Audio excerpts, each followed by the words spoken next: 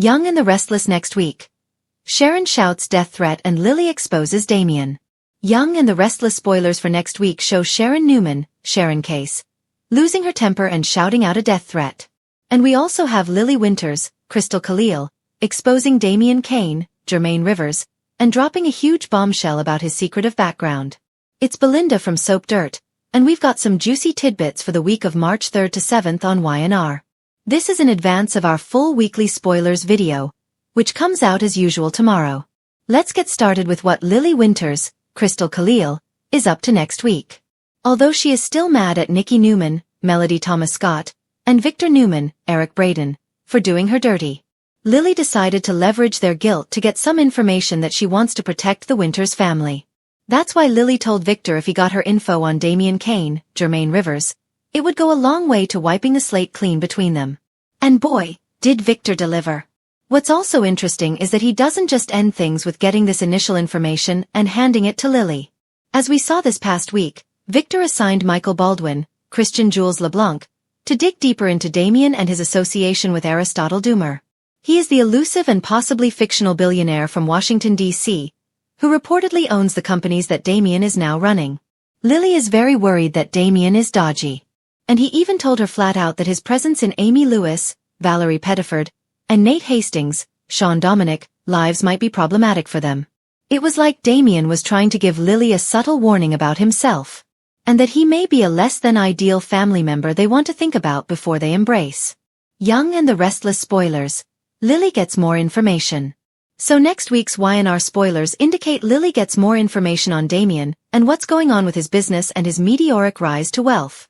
Lily decides she can't keep it to herself any longer, so she gets together with Devin Hamilton, Brighton James, and Nate Hastings, Sean Dominic, and fills them in on the research she's been doing on Nate's half-brother.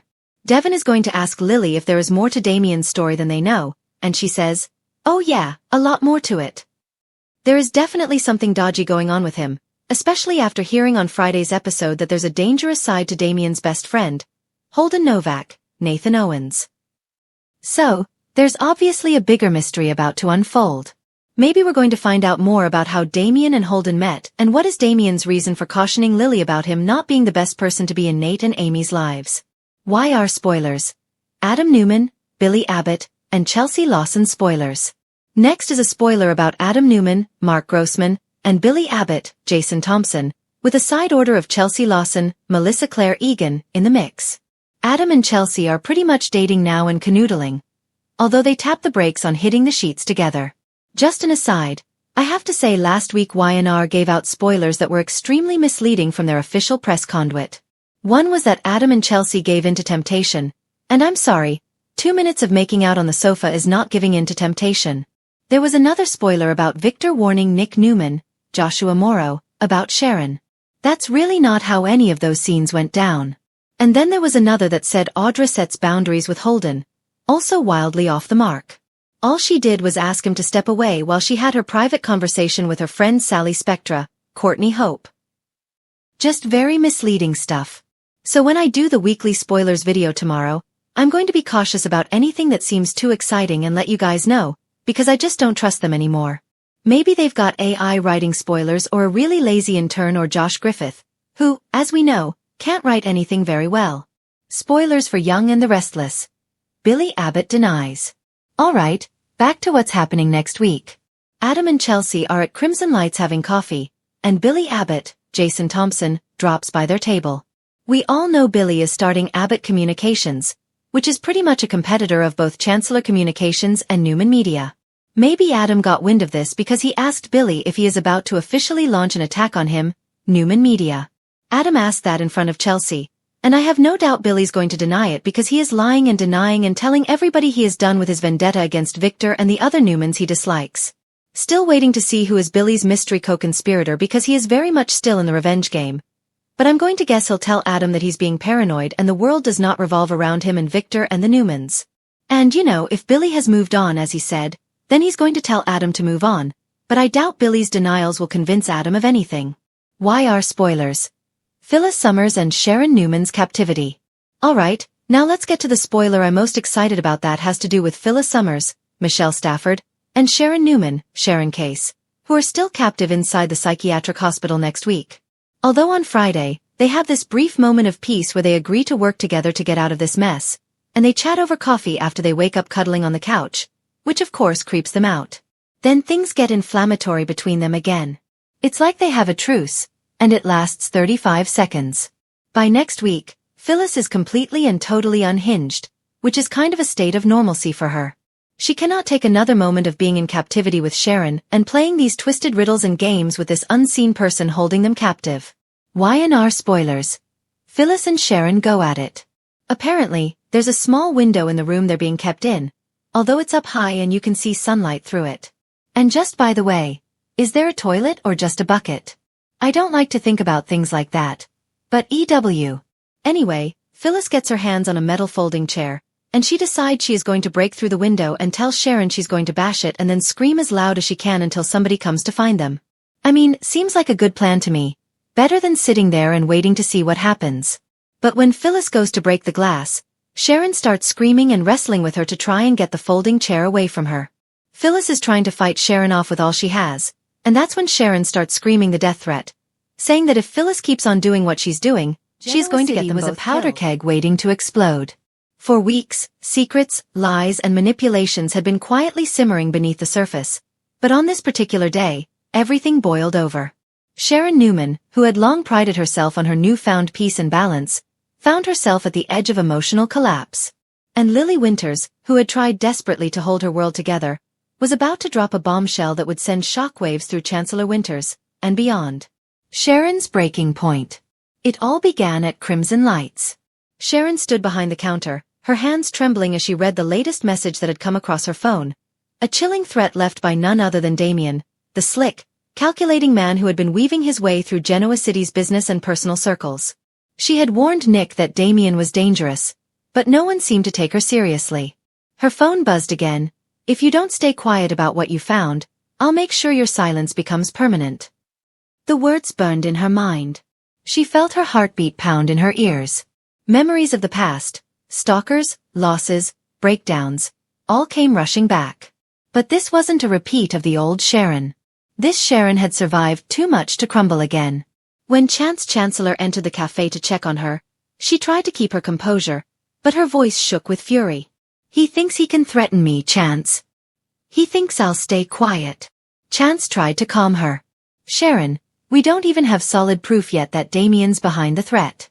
Let's take this one step at a time. But Sharon wasn't hearing it. No. I've had enough of men like him.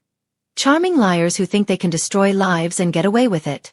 If he comes near me again, I swear I'll... Her voice rose, trembling with a mix of anger and fear. I'll kill him. Every head in Crimson Lights turned. The room went silent. The words hung in the air like a spark before an explosion. Chance's eyes widened. Sharon. You can't say that. But Sharon didn't back down. He's threatening me, Chance. He's threatening my family.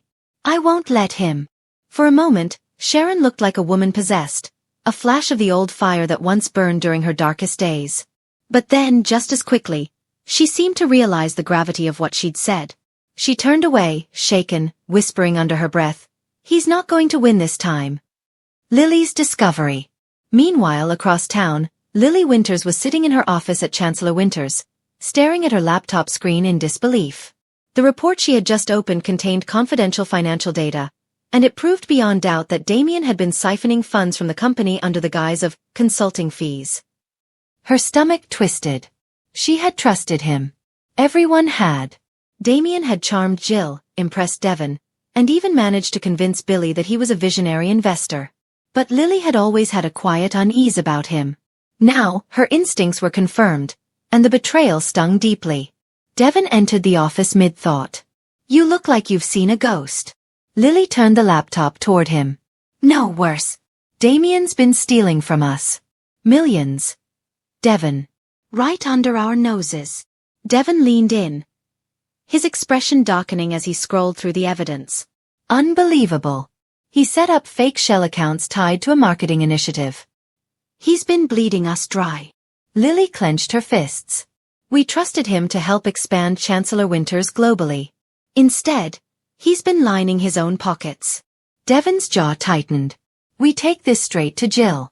And then to the police. But Lily shook her head. Not yet. I want to expose him myself. Publicly. After everything he's done, I want the entire city to see who he really is. Confrontation at Society.